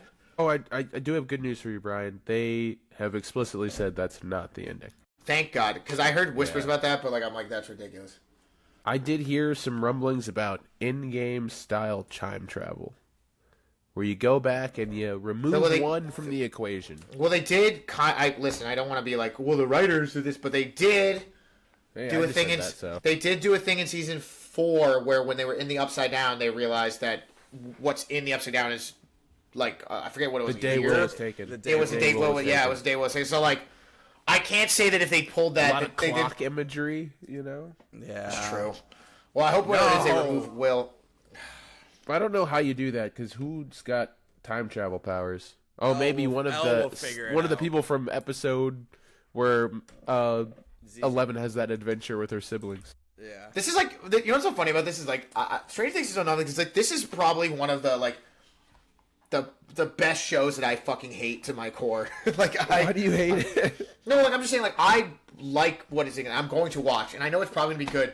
But everything about the show should be like makes me want to like hate it. You know what I mean? Like the fans, what they're doing with the series, like you know what I mean? All this not like nonsense, but There's a lot of nonsense, but the product. Chrissy, wake up! Come on, Brian. I know it's your favorite song. no. Oh, I don't know. But you know what I am worried about? Because like I would say that usually Stranger Things, despite its flaws, like usually looks good. But that clip of Elle concerns me of like cheap, you know what I mean, cheaper Amazon shows than this. Or I'm sorry, Netflix. But like, listen, maybe I'm wrong. I'm like kind of looking like I'm like, how does it look worse? Your budget is only going up. I will say it's. I mean, really good actress. Not that athletic. It's so funny to be like, that's a stunt woman because she just did that jump. And then Millie Bobby Brown, when she pops up off the ground, does a little roll of her own and stands up. And I'm like, oh, that definitely wasn't. That was not the stunt double. They could also like just been a little more creative about like instead of being like like saying why'd you have to show it through the full jumping? We get what she's doing. She's jumping on cars. Knowing it seems like everything's some kind of reference to the 80s, so maybe they were Rocky like or something. Apparently she's dressed like Josh Brolin in The Goonies. She is dressed like Josh Brolin in The Goonies. God, we get it. It's in the fucking 80s. I can't wait till they come out with Stranger Things 2000s and I get to get references. You know what the worst part about Stranger Things is that now it's so famous that if I ever show a movie I love to people Super 8, they go, you know, this is kind of like Stranger Things. I'm like, they did it first. They reheated the nachos, and now it's too late. If they I don't know how to nobody tell you will. this, Brian. Super 8 itself is reheated nachos. Yes, it's Goonies reheated. I'm just saying, like, they were at least, you know what I mean, for the era when it was in. I understand that like groups of kids running around in the 80s is not new. I'm just saying that it's very similar. I just love Super 8. All right, gang. This is our. I mean, we'll probably have to get a screenshot of this, but yeah, I'll cop a screenshot. I'll put it in the. We'll just start. What did the settings and stuff do? Is that to manipulate manually? Sorry. I think we can add. I think we can add low key like another tier. I don't know what. I was gonna say, what's it to? I can just do like. That's I think I'm happy with the colors. Yeah, I think it tracks. Except it does go from red. I Being just thought the safest same to thing. green being deadest. Bones. No, I mean, I get it you know, tracks. It tracks. Whatever, it works. tracks. I didn't even think about that. Yeah. Should I just save or download, or is this definitely an ad? Yeah. Oh, okay. I think I like it. I like it. That's fine. Download image. It's like I just got a virus on my phone. Brian just got a virus. We could probably low key like tomorrow Did I get it? if we save this image, post it on our. Yeah, We can I like post it. this We haven't on done it. We haven't done it. We haven't done a Just like- still. We haven't. Yeah, I agree. We haven't done a still photo It'd yet. just be like, oh, the well-hatted cinema club's like Stranger Things. They teaser. tell me. They tell me it watch in downloaded. next week's episode. They tell me it downloaded, but I don't know Well, if it just did. maybe leave the tab. Yeah, I'll figure it out. I'll You get can it. just Parse screenshot it. it yourself. But I'll get All it. right, Don't gang. worry. that's the 38th episode of the Hell Well yeah. Hatted Cinema Club. We appreciate you guys listening as always. Again, happy holidays to everyone. Tune in next week where we talk about Hamnet. Thanks, y'all. Peace. Peace. Yes, sir.